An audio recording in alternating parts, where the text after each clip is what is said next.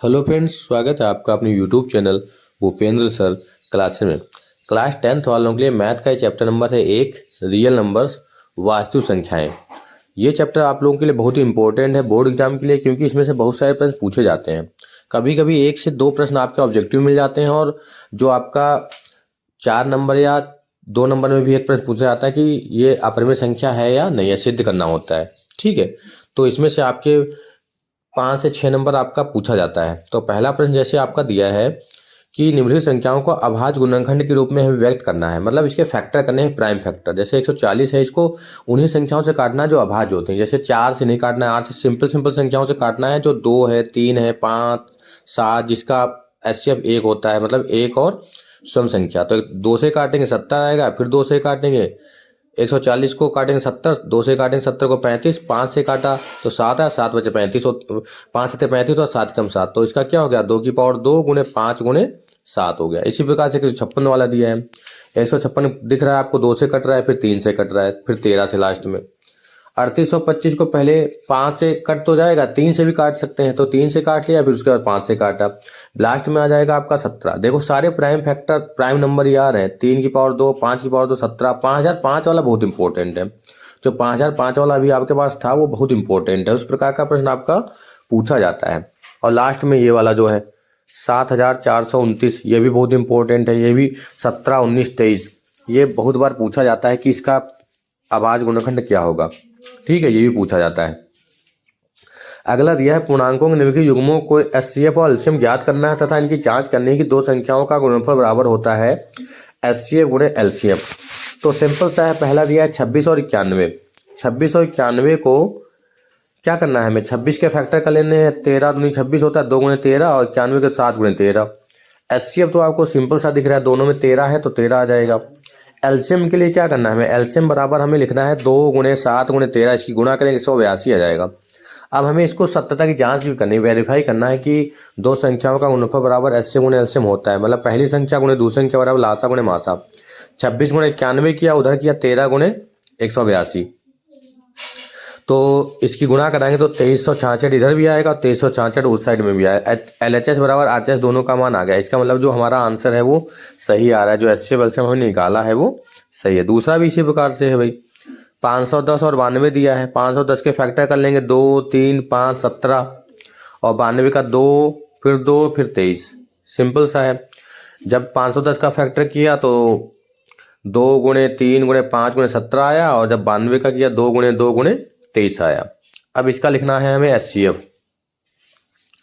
तो एचसीएफ के लिए सिर्फ 2 हमें कॉमन मिल रहा है, दोनों संख्याओं में सिर्फ 2 ऐसा है जो दोनों में कॉमन है, बाकी कॉमन नहीं है, तो एचसीएफ तो 2 आ गया। एलसीएम के लिए बड़ा नंबर मिल जाएगा, 2 गुणे 2 गुणे 3 गुणे 5 गुणे 17 गुणे 23, इसकी गुणा करेंगे 23,460 आएगा। ठीक है, अब फिर वही वेरीफाई करना है, दो संख्याओं का गुणनफल बराबर लासा गुणे मासा, तो 510 गुणे 92, तो दोनों संख्याएं हो गई। एचसीएफ कितना था 2, और एलसीएम था 23,460, तो इसकी गुणा करें 46,920 आएगा दोनों तरफ। एलएचएस बराबर आरएचएस आ गया। अगला दिया है 336 और 54 का निकालना है।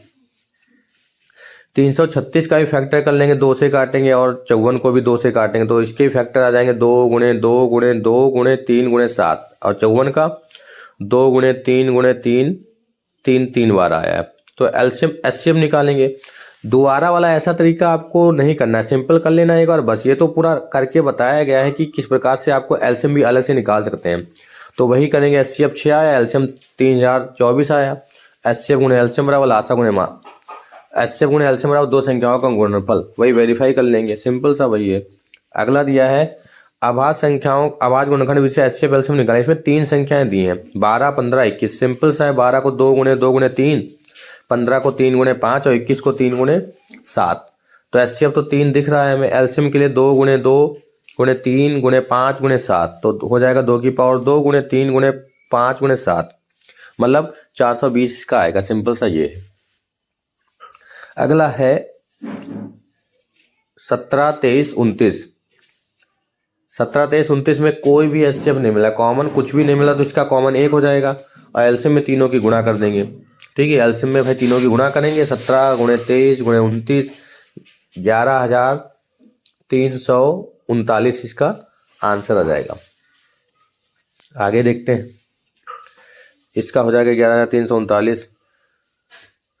8 9 25, इसमें भी एचसीएफ कुछ भी नहीं मिला। 8 को तो 2 गुणे 2 लिख सकते हैं, लेकिन और 9 को 3 गुणे 3, 25 को 5 गुणे 5, लेकिन कॉमन कुछ भी नहीं तो 1 हो गया।